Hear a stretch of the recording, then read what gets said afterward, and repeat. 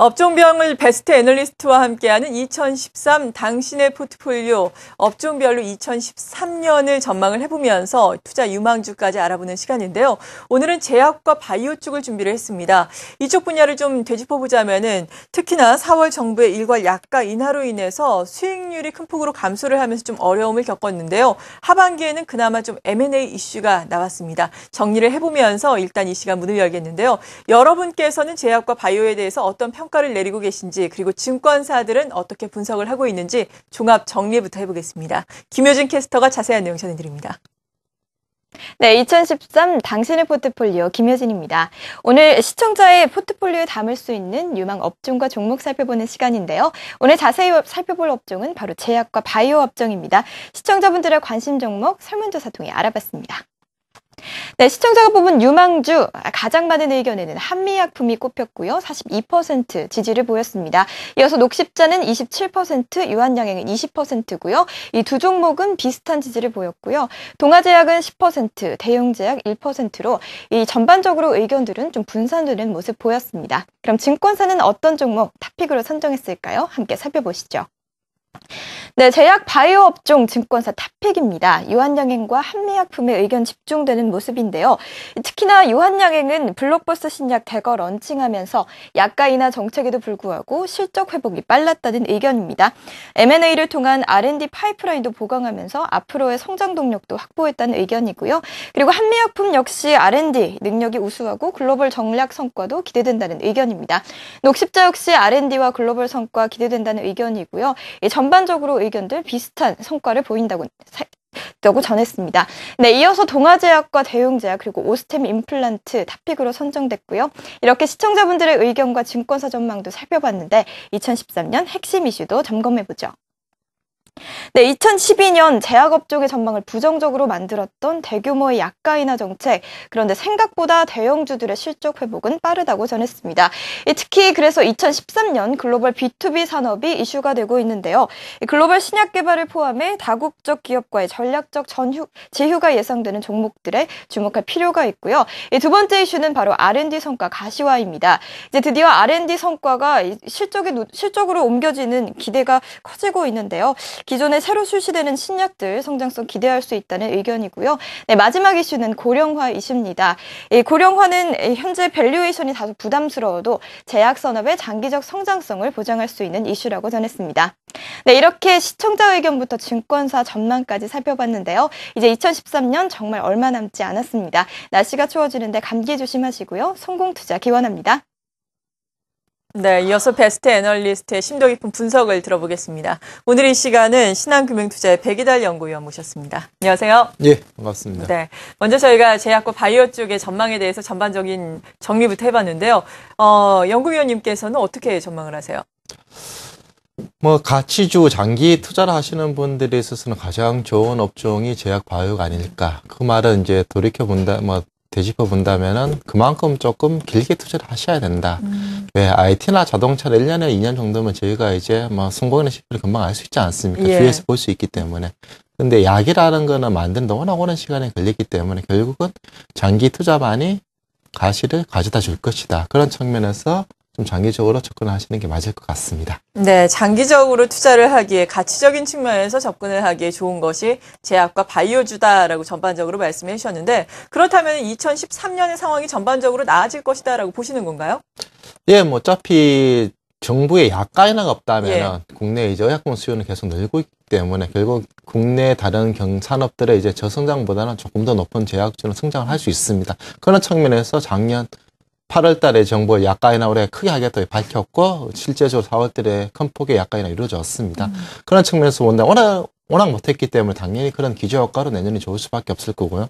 그리고 어차피 정부가 약가 인하가 당분 없기 때문에 내년뿐만 아니라 내후년도까지도 제약 산업은 성장을 할 수 있다고 보여집니다. 네, 약간 인하의 정책적인 리스크에서 어느 정도 벗어날 것이다. 기저효과가 오히려 더욱더 있을 것이다라고 전망을 해주셨는데, 이 밖에도 2013년 제약과 바이오 업종 내의 핵심 키워드를 꼽으라면 어떤 것들 선정을 하시겠어요?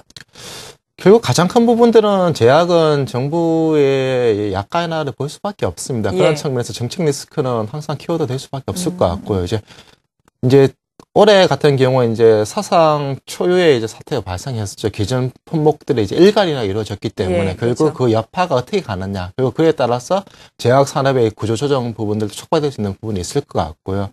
그리고 이제 향후에 이제 국내만 머무르서는 안 되기 때문에 해외로 나갈 수 있는 부분들. 그리고 해외 나가기 위해서는 신약이 있어야 되는 부분들. 그래서 이제 신약과 수출.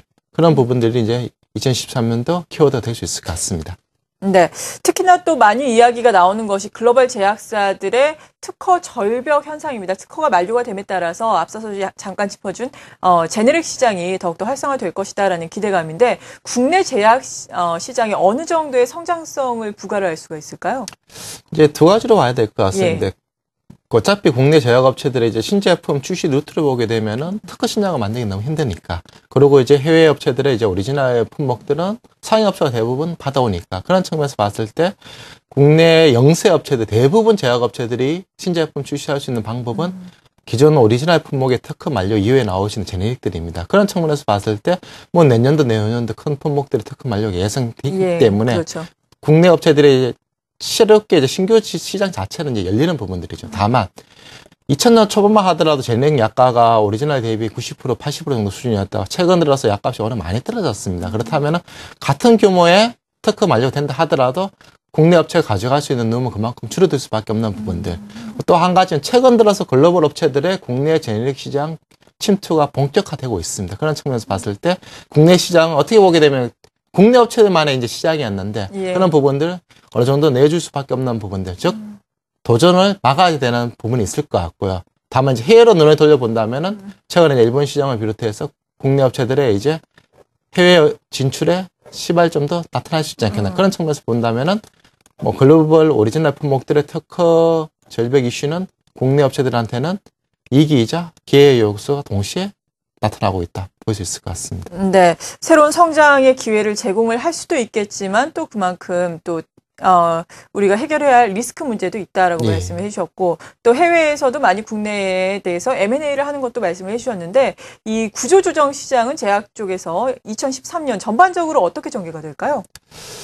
뭐 제약업 구조조정 해야 됩니다. 예. 할 수밖에. 그래야지만 이제 규모의 경제를 이루어서 결국 이제 R&D 투자를 많이 하고 그러고 나서 이제 해외로 나가야 되는데 국내 제약업 구조조정은 M&A 통한 보다는 이제 경쟁력이 상실한 영세업체들의 도태에 따른 자연스러운 구조조정이 이루어지지 않겠는가. 어차피 M&A를 하려면 시너지 효과가 나타나야 됩니다. 그렇지만 이제 백화점식으로 다품목 소량 생산한 체제에서는 시너지 효과가 크게 크지는 않습니다. 그렇다면 결국은 점점 약가인화에 따른 경쟁력 상실한 업체들이 조금씩 시장에서 퇴출이 되지 않겠는가. 그렇다면 결국은 상위 업체 중심의 가점화는 나타날 수밖에 없다. 다만 그 시기는 우리가 생각하는 것보다는 조금 더 늦을 수밖에 없다. 결국 그렇지만 이제 큰 흐름 자체는 국내 제약업도 서서히 구조조정이 시작되었다. 이렇게 볼 수 있을 것 같습니다. 네, 구조조정이 시작되었다. 이 부분은 또 필요한 부분이다라고 말씀을 해주셨습니다. 그리고 앞서서 이 시간 문을 열면서 제약과 바이오 쪽에서 좀 장기적으로 우리가 놓고 봐야 한다라고 가치 측면에서 접근을 해야 한다라고 말씀을 해주셨는데 그러한 부분이 또 연구개발 때문이 아닌가 싶습니다. 특히나 바이오 쪽 물론 업체마다 다르겠지만 그동안 기대감에 의해서 많이 올라온 게 사실이거든요. 예. 본격적인 또 성과가 나오진 않을까라고 2013년에는 기대를 가져봐도 될까요? 어떻습니까? 항상 뭐 연말 연초되게 되면 이제 바이오 종목들에 대한 관심이 높을 수밖에 예. 없습니다. 결국 계속 뭐 R&D는 축적이 되고 있는 부분들이니까. 그렇지만 저희가 항상 볼 부분들은 너무 단기간적으로 보지 말자. 결국은 길게 긴 호흡을 가지고 볼 수밖에 없을 것 같고요. 네. 그리고 그동안에 많은 시행착오들을 겪었기 때문에 축적된 힘들 많습니다. 그게 아직까지 가셔야 될 때까지는 조금 시간이 걸리지 않겠는가. 그렇지만은 작년보다는 올해가 좋고 올해보다 내년이 좋기 때문에 그런 네. 측면에서 바이오 종목들을 접근하신다면은 나쁘진 않을 것 같습니다. 네, 그렇다면 바이오 내에서도 여러 가지 또 분야가 있을 텐데요. 분야별로 보자면 어떻습니까? 뭐 가장 큰 분야는 이제 한국이라는 나라에서 참 특이하게 이제 세계 최초의 줄기세포 치료제도 출시되었고 그리고 세계 최초의 항체 바이오 시뮬러도 출시되었습니다. 네. 그렇지만 이제 줄기세포 치료제가 많이 기대에 못 미쳤죠. 결국 그런 측면에서 봤을 때 결국 성급한 기대는 갖지 말되 좀 긴 호흡을 보자. 결국 내년도 같은 경우는 이제 아무래도 줄기세포 쪽은 얼마나 이제 시장에 안착할 수 있을 것인지 그리고 세계 최초의 바이오 시밀러가 가격 경쟁력 확보해서 오리지널 대비 얼마나 MS를 뺏어올 수 있지. 그 부분을 지켜봐야 될 것 같고요. 그리고 이제 분야 진단 측면에서는 이제 시젠이 앞서가고 있는데 시젠이 얼마나 글로벌 업체들과 제휴를 통해서 해외로 뻗어나갈 수 있는 그런 이제 성장 동력을 보여줄 수 있을지 그런 부분들이 이제 바이오 쪽에서 우리가 내년도에 이제 주목해서 봐야 될 부분이 아닌가 이렇게 보여집니다. 네. 그리고 지금 방금도 바이오 쪽 말씀을 해주시면서 R&D 쪽에 대해서 잠깐 언급을 해주셨는데 앞서서 저희가 또 증권사들이 내놓고 있는 탑픽 종목들을 보니까 특히나 R&D 쪽이 활성화될 것이다라고 기대감이 형성되고 있는 종목들이 많았거든요. 이렇게 R&D 쪽이 활성화가 된다면 국내의 제약이라든지 바이오 쪽에는 궁극적으로 어떤 영향을 미치는지 다시 한번 좀 자세하게 짚어주시면 어떨까요? 결국 어차피 제약이지 않습니까? 예. 약을 만들어야 됩니다. 그리고 약을 만들기 위해서는 연구개발을 해야 되는 부분인데요. 그런 측면에서 결국은 점점 본업에 충실한 회사가 시장에서 평가를 높게 받을 수밖에 없을 것 같습니다. 네. 그전까지는 이제 제네릭에 대한 가격도 정보 어느 정도 좀 후하게 줬던 부분들이고, 근데 국내 쪽에서의 성장성도 나쁘지 않았기 때문에 뭐 내수 시장에서 제네릭만 가지고도 높은 성장과 수익성을 이루었다면 향후에는 그러기는 좀 힘들 것 같습니다. 그렇다면 결국은 제약업체 본연의 임무인 얼마나 약을 제대로 만들 수 있을까? 그게 앞으로 제약업계의 판단을 바꿀 수 있는 가장 큰 요소인 것 같고요. 그런 측면에서 최근 들어서 이제 국내 업체들의 이제 신작도 상당히 이제 상업적 성공을 거두고 있는 품목도 조금씩 나오고 있고, 네. 그리고 이제 뭐 백신이나 그런 부분들이 해외 시장에서 수출이 늘어나고 있는 부분들은 이제 과거 한 10년 동안 뭐 국내 제약 바이오 업체들이 그냥 놀고 있었던 건 아니다. 그렇지만 아직까지 시장의 기대치에 조금 못 미친다. 그런 측면에서 뭐 시장에서도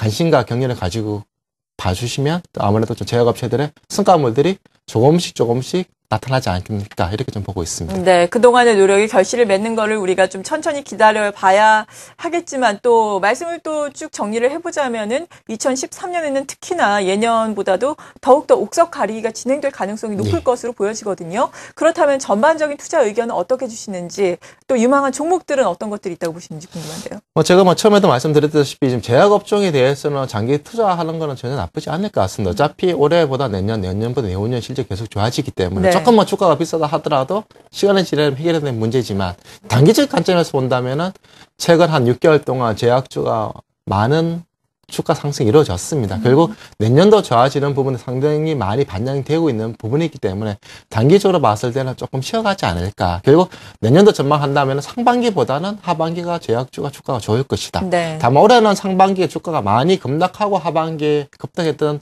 V자 모습이었다면은 내년 상반기에는 그냥 좀 횡보하다가 이제 2014년 그림이 좀 나올 때쯤 제약주가 올라가지 않겠는가. 그런 측면에서 봤을 때 지금 뭐 급할 필요는 없을 것 같고요. 물론 이제 2년, 3년 길게 보는 투자다라면 지금도 주가 수준이 그렇게 나쁘지 않은 것 같습니다. 네. 그렇다면 최선호주는 어떤 걸 꼽고 계세요? 결국은 최선호주는 이제 제약업 본연에 가장 잘하고 있는 LG생명과를 뽑고 있고요. 그리고 이제 밸류에이션 매력이 넘치는 이제 종군당도 관심 있게 봐야 되지 않겠는가.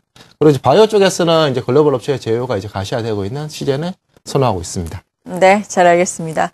베스트 애널리스트와 함께하는 2013 당신의 포트폴리오. 오늘 이 시간은 2013년 제약과 바이오에 대해서 전반적인 전망해보면서 유망주까지 가려내봤습니다. 함께해 주신 신한금융투자의 백이달 연구위원 고맙습니다. 네, 고맙습니다.